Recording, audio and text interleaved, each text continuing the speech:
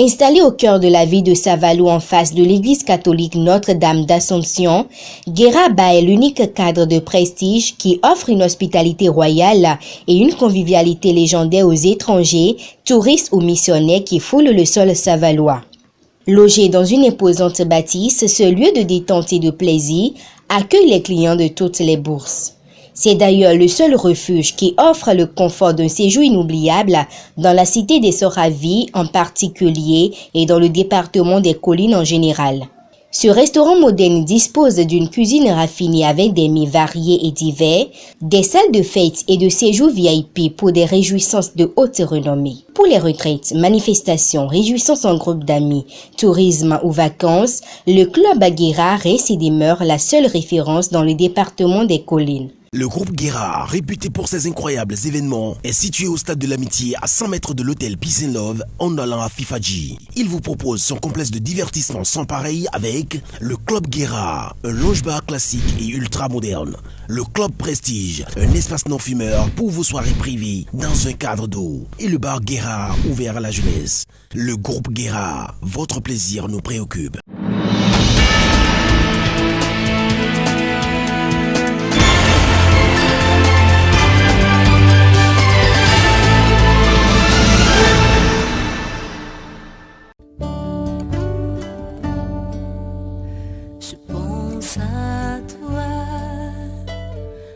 Toi l'enfant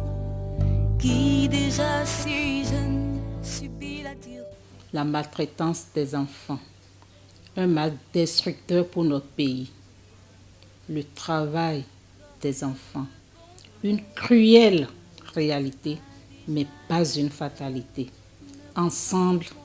œuvrons pour la protection de nos enfants. La maltraitance des enfants à travers la parole et les gestes est à proscrire, car les répercussions sont lourdes de conséquences.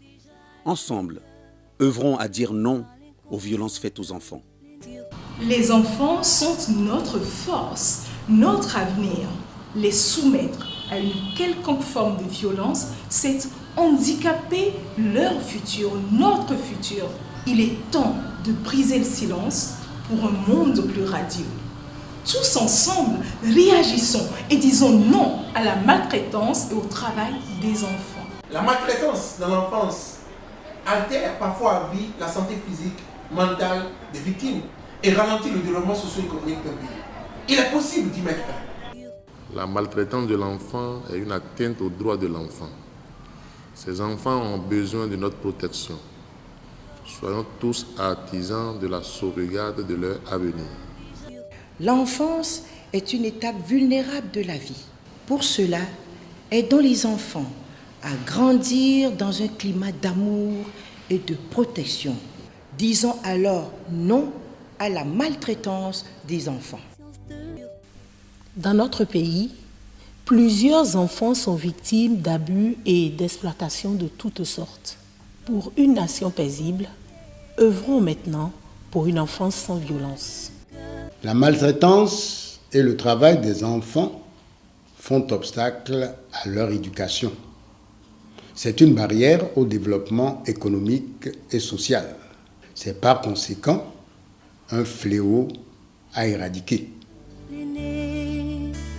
Loin des bras de ta mère et de la chaleur de sa voix qui saura te donner enfant.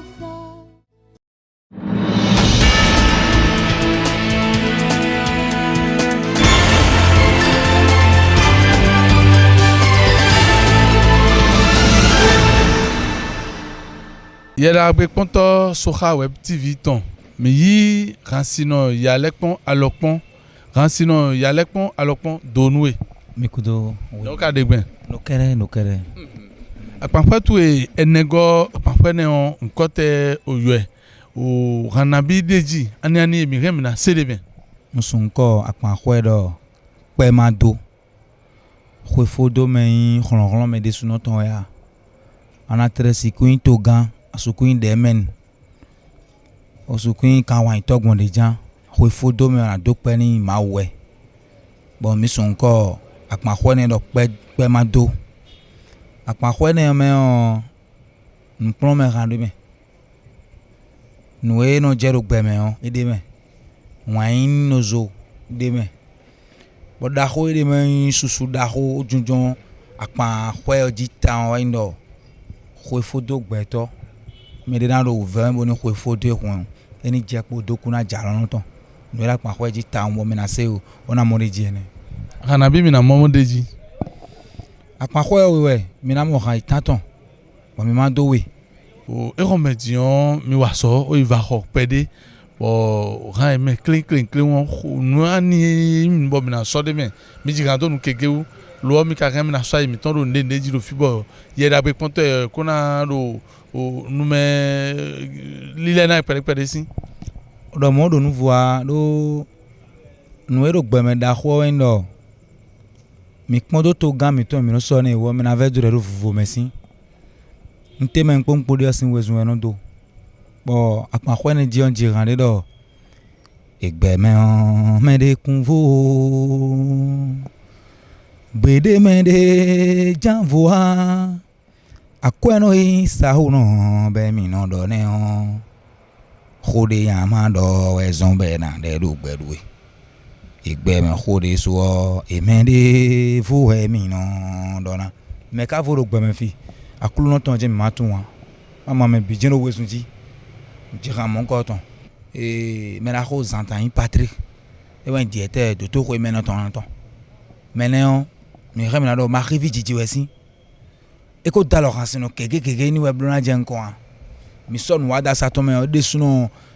gbeto ma do churo nde ton mas gudo nle ma eblo la satome ne hunto ko ton veni betu no mario to khore yin bo e do mari le o nu e do mari me e ko je hunto bije nchen me kede o komide o we ya e ko do nde jane ko so ko ton imo e kanu yiren di e de suno sin wanu bo mi na doku ton ni bo pa ni mi kana doku ni mere mi na doku ni dada ganje yin e ro savalo zinkpo oje o me do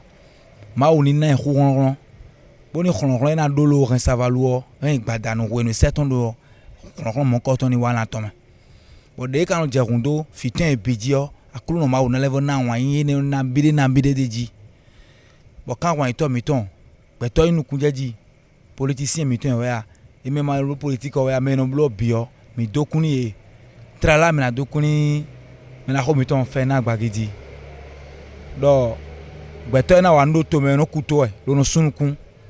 e ken na blo bon nayon be na de kunyo e ma kon do mon tubo ni me ro kuto ton no e blo de do to mi ton me e gon e ma blo mi dokutoni me na ko mi ton chobo vale ne wa adaja désiré ne wa me na ko Ariel beton ji ne wa o gbagidi fructueux ne egbeto Conrad gbagidi egbeto yin me jo me to me ton nso ro gbeto no dalo mi egbeto fond de savalfi lo yin mede yo mi dokuni ebi o me na ko gbagidi novion Caribou dokuni me ne bi dokuni ransino tie me no khotien ngmen bi o mi dokuni bi lo karo ni ro fi ben me ya le pon so nde jan ro gban fi se ma wo che wa ayi hun ran gbe no ma jo mi do ni wi che kan o e khwe do e ma no ja hine wi akun mi le ton pon o emi na da po mo e kankan bo na le wa kwa po ku se doji ma khena jokuno matin bono muso deji o so emitemi emi kan so ma o mevoa dokuni mero emi pon gan ho emi biro so kha we buji ero ena cheni mi ji don wa mi ton emi na don ji watin pasa ena don ji ruso do gbe mi wa to de muso sin ji jolo lanu gbe mi le muso kuku pon gbere a ena don ji runu ena bi ena don ji wa ikun gba ji mi no gbon don kun do ko de jan ro to che wero ni do bondo ndogbe to ni ebi ena cheni hasino ya lekpon alokpon mi lo fifo nu wa yo ton wa we me la de kuda so ni yeme to o se ple be si je kun gbe o je gan gbe lo Soka Web TV sinu wa e me on